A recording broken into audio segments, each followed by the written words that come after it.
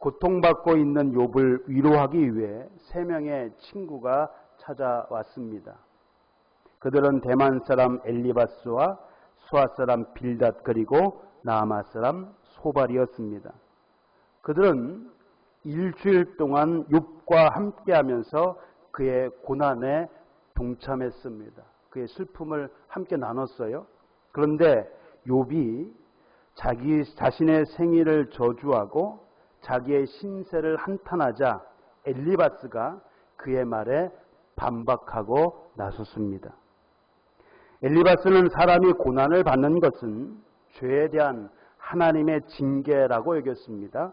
하나님께서는 사람이 행한 대로 보응하시는 분이시기에 의인에게는 복을 주시지만 악인은 벌하신다.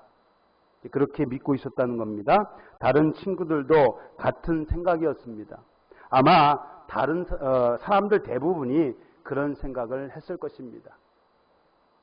우리가 일반적으로 생각하기에 의인은 복을 받고 악인은 벌을 받을 것이다. 권선징악이잖아요. 권선징악. 그런 원리에 따라서 일반적으로 사람들이 그런 생각을 한다는 것이죠. 모세는요, 가나안 입성을 앞둔 이스라엘 백성에게 이런 말을 한 적이 있습니다. 내 하나님 여호와께서 그들을 내 앞에서 쫓아내신 후에 내가 심중에 이르기를 내 공의로움으로 말미암아 여호와께서 나를 이 땅으로 인도하여 들어서 그것을 차지하게 하셨다 하지 말라. 이스라엘 백성은 가나안 땅을 차지한 후에 그것이 자신들의 의로움과 정직함 때문이라고 생각할지 모릅니다. 결과만 놓고 보면 그렇습니다. 결과만 놓고 보면 이스라엘 백성이 어떤 생각을 할 수 있냐면요. 우리가 가나안 땅을 차지하게 된 것은 우리의 의로움 그리고 정직함 때문이라. 그렇게 여길 수도 있다는 것입니다. 즉 의로운 사람은 복을 받고 악한 사람은 벌을 받는다는 권선징악의 원리에 따라 이스라엘 백성이 가나안 땅을 들어갈 수 있었던 것은 그들의 의로움으로 인해 하나님께서 복을 주신 결과다. 그렇게 생각할 수가 있다는 것입니다. 그러나 이스라엘 백성이 가나안 땅에 들어간 것은 무엇입니까? 왜 그들이 가나안 땅에 들어갔습니까? 그들이 공의로움 때문이 아니라 하나님께서 그들을 사랑하셨기 때문입니다. 하나님께서 그들을 사랑한 이스라엘 민족을 사랑하셨다는 거예요. 또 다른 이유가 있는데요. 이 민족들이 악함으로 말미암아 이 민족이 누굽니까? 가나안 민족. 너희가 의로워서가 아니라 이 가나안 민족이 악하기 때문에 내가 그들을 쫓아내고 너희로 하여금 이 땅을 차지하게 한 것이다. 그리고 또 가장 큰 이유는 이거예요. 내 조상 아브라함과 이삭과 야곱에게 하신 맹세를 이루려 하십니다. 하나님께서 아브라함에게 뭐라고 약속하셨습니까? 내 후손에게 가나안 땅을 주겠다. 이삭과 야곱에게 똑같은 약속을 하셨죠. 그 약속을 이루시기 위하여 그렇게 하셨다는 겁니다. 착각하지 말라는 거예요. 결과만 보고 섣불리 판단하지 말라는 것입니다. 또 예수님께서요. 재물이 있는 자, 부자죠. 재물이 있는 자는 천국에 들어가기가 어떻다고요? 뭐라고 했습니까? 심히 어렵다. 매우 어렵다. 부자는 천국에 들어가는 것이 쉽지가 않다는 겁니다. 이 말을 들은 제자들의 반응이 어땠습니까? 제자들이 그 말씀에 놀랐습니다. 그렇죠? 왜 제자들이 놀랐습니까? 그 말씀을 듣고? 당시 유대인들은요, 부유한 것을 하나님의 복으로, 가난한 것을 하나님의 저주로 여기고 있었습니다. 그러니까 부자는, 재물이 많은 자는 왜 재물이 많은 거예요? 하나님께 복을 받았기 때문에. 그런데 예수님께서 지금 뭐라고 말씀하십니까? 재물이 많은 자, 부자는 천국에 들어가기가 어렵다. 아니, 하나님께서 복을 주신 자가 왜 천국에 들어가기가 어려운가? 제자들이 그 말씀을 듣고 놀란 것입니다. 그러니까 결과적으로 보고, 결과만 보고 우리가 섣불리 판단해서는 안 돼요. 그것이 하나님의 복인지 아닌지 그것이 우리가 판단할 수가 없다는 겁니다. 욥의 친구들도 마찬가지였습니다. 그가 고난받는 것은 분명 죄를 지었기 때문이라 여겼습니다. 생각하여 보라. 죄 없이 망한 자가 누구인가? 정직한 자의 끊어짐이 어디 있는가?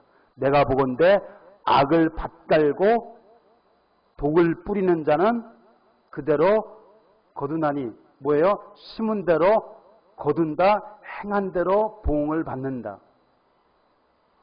그러니까 욥이 고난을 받는 것을 보니 분명 그가 무슨 죄이든지 죄를 범했다. 그러니까 죄를 지었기 때문에 고난을 받는다. 엘리바스와 그의 친구들이 이렇게 생각을 했다는 겁니다. 죄 없이 망한 자가 없고 정직한 자가 끊어지는 일이 없으니 결국 욥이 고난받는 것은 그가 죄를 지었기 때문이라고 단정한 것입니다. 그렇다고 욥을 죄인이라고 비난하고 있는 것은 아닙니다. 너 죄인이지 정죄하고 있는 것이 아니에요. 그들이 욥을 찾아온 이유가 뭡니까? 그와 함께 슬퍼하고 위로하기 위함이었습니다. 그런데 욥이 자기의 생애를 저주하고 자기의 신세를 한탄하자 가만히 있을 수가 없었습니다. 그들이 생각하기에 지금 욥은 회개를 해야 돼요. 자기의 지은 죄를 대하여 회개를 해야 되는데 욥이 어떻습니까? 회개하기는커녕 자기 신세만 한탄하고 있으니 답답하기도 하고 안타깝기도 했습니다. 그래서 충고를 하는 거예요. 너가 죄인이다 정죄하려고 하는 것이 아니라 너의 잘못된 것을 내가 바로 접어주겠다. 진심 어린 마음으로 충고를 하는 것입니다. 엘리바스가 이렇게 말합니다. 누가 내게 말하면 내가 실증을 내겠느냐? 누가 참고 말하지 아니하겠느냐? 무슨 말입니까? 만일 누가 내게 말을 걸면 너는 귀찮아하겠지만, 너는 실증을 내겠지만, 너는 싫어하겠지만, 그렇다고 입을 다물고 있을 수만은 없다. 우리가 말을 하면 너는 싫어할 거야. 그러나 내가 말을 하지 않을 수가 없어. 이런 상황에서 내가 어떻게 말을 하지 않을 수가 있냐. 그래서 말을 하겠다는 겁니다. 그럼에도 불구하고 내가 말을 하겠다. 엘리바스는 친구로서 욥에게 진심 어린 충고를 해주고 싶었을 것입니다. 물론 욥에게는 맞지 않는 충고입니다. 그는 욥이 받는 고난의 원인을 잘못 알고 있었습니다. 그러니 올바른 충고를 할 리가 없습니다. 환자의 병을 잘못 진단한 의사가 제대로 된 치료를 하지 못하는 것과 마찬가지입니다. 환자가 병원에 찾아갔는데 의사가 진단을 해요. 그런데 잘못 진단했어요. 네? 그럼 잘못 진단하면 어떻게 돼? 결과가 어떻게 돼요? 네. 결과가 잘못되는 겁니다. 그죠? 예전에요, 우리가 승합차가 있었어요. 지금 승합차가 없는데, 그래서 승합차를 위하여 기도를 좀 해주세요. 승합차가 있었는데, 하루는 이제 운전을 하다가 시동이 꺼져버렸어요. 그럼 어디로 가야 돼요? 몸이 아프면 어디로 가야 돼요? 병원. 차 고장이 나면 어디로 가야 돼요? 정비소로 가서 이제 고치려고 정비소에 갔습니다. 정비소 직원이 진단을 하고, 이거 스타트 모터가 고장이 났습니다. 스타트 모터가 뭐예요? 세르 모터라고도 하죠. 할 때 시동 걸 때 하는 게 있어요. 스타트 모터라고. 고장이 났습니다. 그래서 그러면 갈아주세요. 그래서 갈았어요. 시동을 걸었습니다. 시동이 안 걸려요. 왜 안 걸렸을까요? 진단을 잘못했어요. 물론 시동이 안 걸리면 세르 모터부터 점검을 하겠죠. 점검을 해서 이상이 없으면 다른 걸 진단해야 되는데 그냥 세르 모터가 망가졌습니다라고 하니까 그렇게 하세요 했는데 결과적으로 다른 곳이 망가진 거예요. 그래서 돈이 이중으로 들었습니다. 아니 잘못 꽂았으면 바꿔달라고 하면 되지 왜 이중으로 들었는가. 근데 같이 간 집사님이요 바꿔달라고 했습니다. 근데 이 직원이 오히려 화를 해요. 본인이 잘못해놓고 바꿔주면 될 거 아니냐면서 막 이렇게 죄송하단 말이 아니고 바꿔주면 될 거 아니냐면서 막 화를 내요. 그래서 제가 그냥 하지 마시고 놔두세요 했습니다. 제가 왜 그랬냐면 제 신분이 뭐예요? 목사잖아요. 그 사람이 내가 목사인지 어떻게 합니까? 어떻게 할까요? 차에요. 예음죄라고 딱 붙여놨단 말이에요. 교회 차잖아요. 분명히 목사일까 생각을 했을 거란 말이에요. 아무튼 그런 일이 있었습니다. 진단을 잘못해갖고 잘못된 거예요. 결과가 잘못된 겁니다. 그래서 욥의 친구들이요, 엘리바스가요, 욥이 왜 고난을 받는가? 진단을 잘못했어요. 욥이 고난받는 것은 뭡니까? 신앙의 연단이잖아요. 잘못해서 받은 게 아니잖아요. 근데 잘못했기 때문에 받는 거다. 진단을 잘못해갖고 치료, 그 방법도 잘못된 거예요. 엘리바스는 욥이 고난받는 이유가 죄 때문이라고 확신했고 그것을 욥에게 말해 주어야 한다고 생각했습니다. 그것이 진정으로 친구를 위한 것이다 여겼을 것입니다. 내가 말해줘야 돼, 분명. 죄를 졌는데 왜 회개는 안 하고 오히려 왜 신차한탄만 하고 있는가? 먼저 엘리바스는 욥이 그동안 행했던 일들에 대해 언급합니다. 보라, 전에 내가 여러 사람을 훈계하였고 손이 늘어진 자를 강하게 하였고 넘어지는 자를 말로 붙들어 주었고 무릎이 약한 자를 강하게 하였거늘. 욥은요, 많은 사람을 가르쳐서 올바른 길로 인도했습니다. 어려운 환경에 처한 자들 어떻게 했어요? 도와주었어요. 넘어지는 자를 격려하여 일으켜 세우기도 했습니다. 그런데 정작 자신이 그러한 일을 겪게 되자 낙담하며 괴로워했습니다. 그런 욥에게 엘리바스는 이렇게 말합니다. 이제 이 일이 내게 이름에 내가 힘들어하고 이 일이 내게 닥침에 내가 놀라는구나. 엘리바스가 어떤 의도로 이 말을 했는지는 알 수 없으나 듣는 사람의 입장에서는요, 긍정적으로 받아들일 수도 있고 부정적으로 받아들일 수도 있습니다.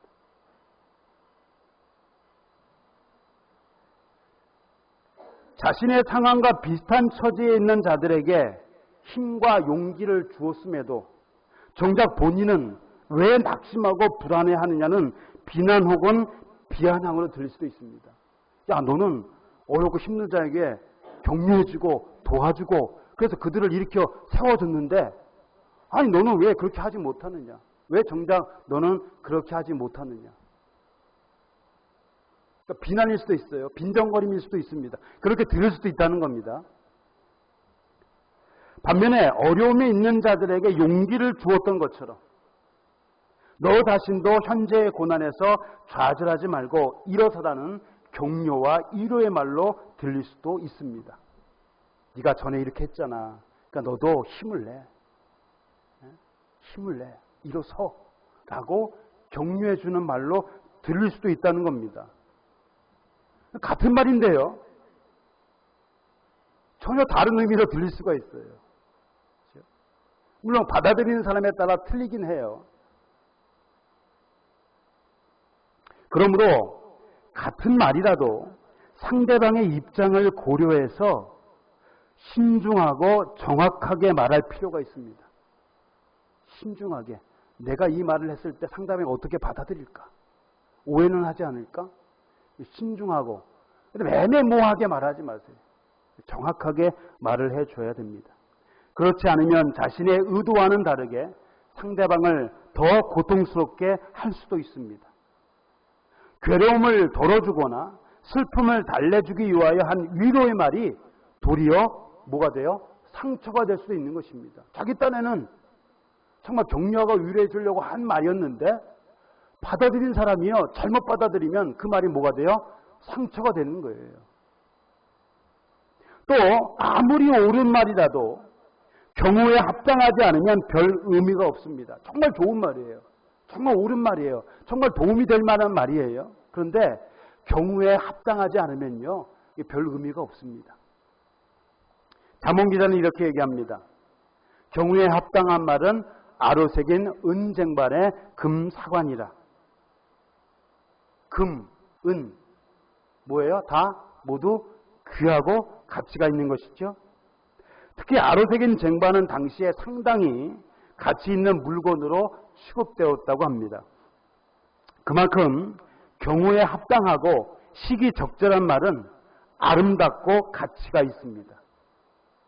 따라서 충고나 위로를 할 때는요, 자기의 입장에서가 아닌 상대방의 처지에서 생각하고 지혜롭게 말해야 됩니다. 내 입장이 아닌 누구의 입장이에요? 상대방의 입장에서. 이것을 뭐라고 그래요? 역지사지. 입장을 한번 바꿔놓고 생각해 보라는 거죠. 처지를 한번 바꿔놓고 생각해 보라는 겁니다. 내가 만약 상대방의 입장이라면 상대방의 처지에서 생각하고 지혜롭게 말해야 할 것입니다. 다시 엘리바스의 말을 들어보겠습니다. 그는 자신의 주장을 정당화하기 위하여 하나님께서 보여주신 환상과 계시에 대해 말합니다. 환상 중에 이런 말이 들려왔습니다. 사람이 어찌 하나님보다 의롭겠느냐? 사람이 어찌 그 창조하신 이보다 깨끗하겠느냐? 이런 음성이 환상 중에 들려왔습니다. 자신의 주장을 정당하기 위하여 자기가 본 환상과 계시를 말하고 있는 거예요.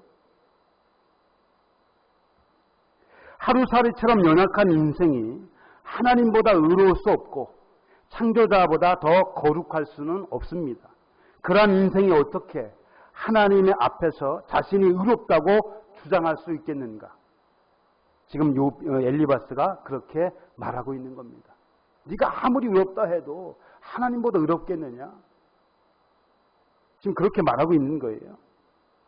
또 엘리바스는 이렇게 말합니다. 분노가 미련한 자를 죽이고 시기가 어리석은 자를 멸하느니라.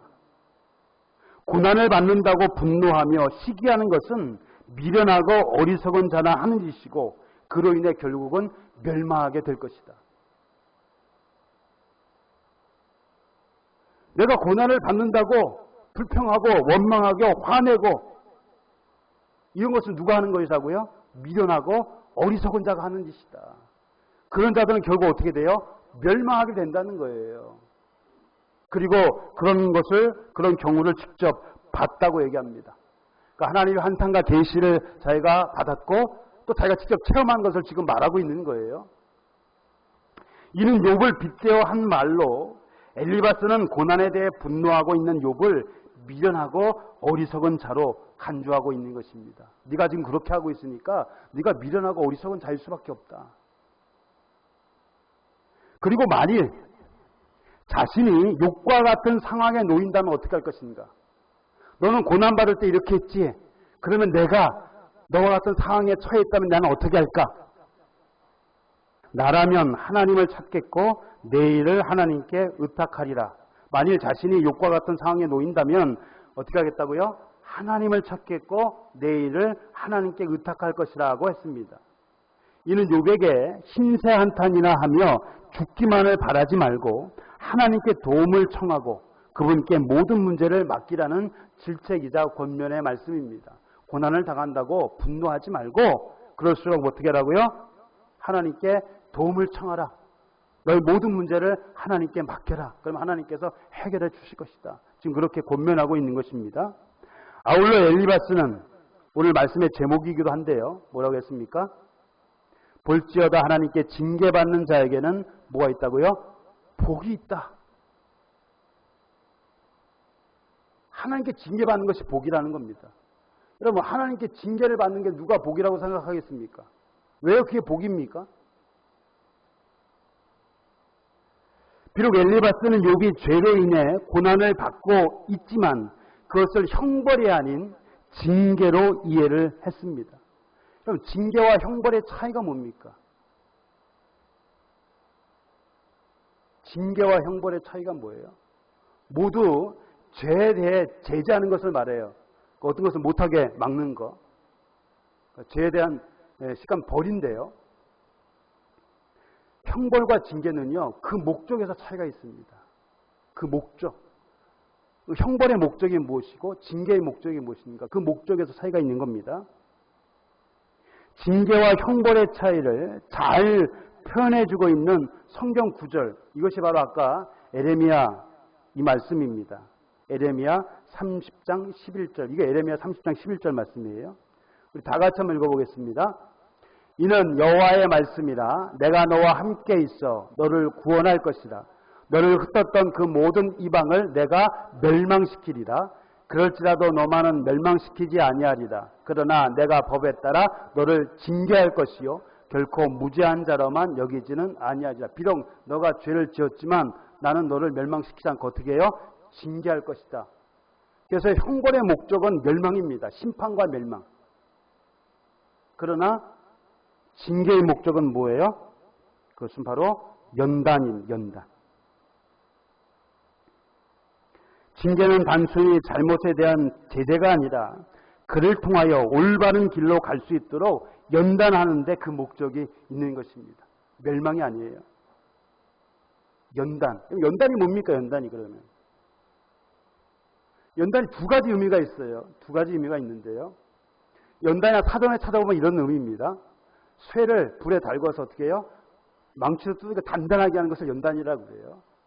성경에서 말하는 연단은요, 그런 의미도 있지만 또 다른 의미도 있어요. 다른 의미는 뭐냐면 불순물을 제거하는 겁니다. 불순물 제거하려면 어떻게 해요? 불로. 금광석을 어디에 넣어요? 용광로에 넣어서 순금을 분리시키잖아요. 불순물하고 순금하고. 그런 의미예요. 연단이 바로 그런 의미입니다. 히브리서 기자는 이를 부모와 자녀의 관계로 설명합니다. 부모와 자녀의 관계. 여러분, 자녀가 잘못을 범했을 때 부모는 어떻게 합니까? 그를 벌하죠. 징계죠. 멸망시키지 멸하라 하지는 않을 거 아니에요. 그죠? 부모는 자녀가 잘못하면 징계합니다. 만일 그런 부모가 있다면, 그러니까 만일 징계하지 않는 부모가 있다면 그는 무슨 부모예요? 계부나 계모겠지요. 신부모는 분명 자기 자녀가 잘못된 길로 가지 않도록 그가 잘못했을 때 반드시 징계합니다. 반대로 부모에게 징계받지 않는 자녀가 있다면 그는 뭐예요? 징계받지 않는 자녀가 있다면 그는 사생자여 친아들이 아니다. 우리가 하나님께 징계받는 것도 같은 이유입니다. 하나님께서 우리를 징계하신 것은요, 곧 하나님께서 우리를 당신의 자녀로 인정해 주시겠다는 겁니다. 너는 내 자녀다.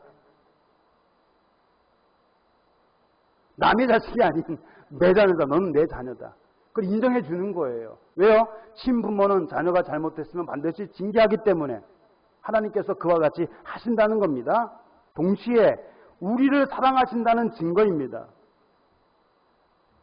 하나님의 아들과 같이 너희를 대우하시나니 어찌하여 징계하지 않는 아들이 있으리요? 대저 여호와께서 사랑하시는 자를 징계하신다. 히브리서 기자가 이 잠언 3장 12절의 말씀을 인용을 했습니다. 하나님께서 누구를요? 그 사랑하시는 자를 징계하신다는 거예요. 그러므로 하나님께서 우리를 징계하신다는 것은요, 하나님께서 우리를 당신의 자녀로 인정해 주는 동시에 우리를 사랑하신다는 증거입니다. 하나님께서는 우리가 당신의 자녀로서 그분의 거룩하심을 담게 하려고 우리를 징계하시는 것입니다. 사실 징계가 그 당시에는 즐겁기보다는 오히려 고통스럽습니다. 여러분, 징계를 받을 때 즐거워하면서 받는 사람이 있어요? 없죠? 힘들고 어려운데 누가 즐거워하겠습니까? 고통스러워요. 하지만 나중에 그것을 통해 연단한 사람들에게는 뭐가 있어요? 평안이 있어요. 평안. 그 징계를 통해 연단을 받은 자에게는 평안이 있어요. 그래서 그 징계가 우리에게 뭐가 돼요? 유익이 되고요. 우리에게 뭐가 되는 겁니까? 복이 되는 거예요. 그래서 아까 엘리바스가 한 말, 욥기 5장 17절, 여호와께 징계를 받는 자는 복이 있다. 바로 그런 의미입니다. 우리가 이 징계를 통하여 어떻게 돼요? 나중에 우리에게 평안이 있다는 겁니다. 그래서 징계는 우리에게 유익이 되고 우리에게 복이 되는 것입니다. 사랑하는 성도 여러분,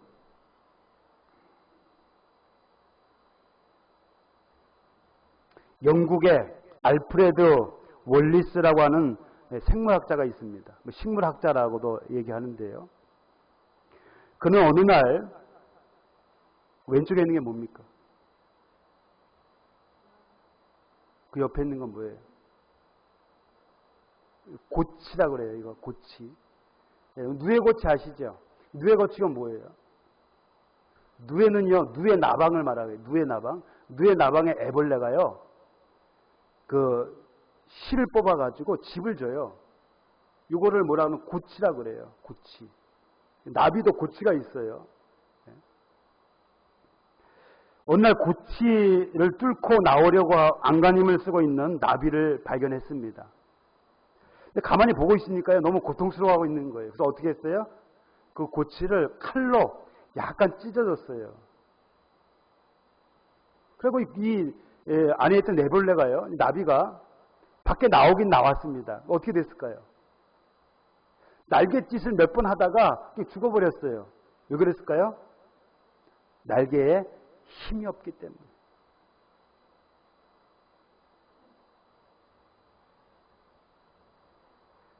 애벌레가 나비가 되려면 고치를 뚫어야 하는 고통이 있어야 됩니다. 이 나오려고요, 몸부림칠 때요, 힘이 생기는 거예요. 그래서 나온 다음에 어떻게 돼요? 날갯짓하고 나가는데 이걸 안 하고 나오면 어떻게 돼요? 힘이 없으니까 그냥 죽어버리는 거예요. 날지 못하고 그냥 죽어버리는 겁니다. 애벌레가 나비가 되려면 산고의 고통을 겪어야 하듯 그리스도인들에게도 이런 고통의 과정이 있습니다. 그것이 바로 징계이고 연단입니다. 연단이 없으면 우리의 신앙은 견고해질 수 없고, 징계가 없으면 우리의 신앙은 성장하지 못합니다. 쇠붙이 단단하게 말하면 어떻게 해야 돼요? 두들겨야 돼. 계속 맞아야 돼요. 그럼 뭐가 돼요? 강철이 됩니다. 강철이. 쉽게 부러지지 않은 강철이 돼요. 우리도 연단을 통해서요, 우리 신앙이 그렇게 되는 거예요. 신앙이 견고해지고 우리 신앙이 성숙해지는 것입니다. 금광석의 재련의 과정을 거쳐 순금이 되고 쇠붙이가 단련의 과정을 거쳐 강철이 되듯 신앙은 징계를 통해 더욱 성장하고 견고해질 것입니다. 그러므로 징계를 받을 때 좌절하거나 낙심하지 말고 우리가 당하는 고난을 잘 참고 견디어 성숙하고 건강한 그리스도인이 되어지기를 주님의 이름으로 소원합니다. 기도하겠습니다.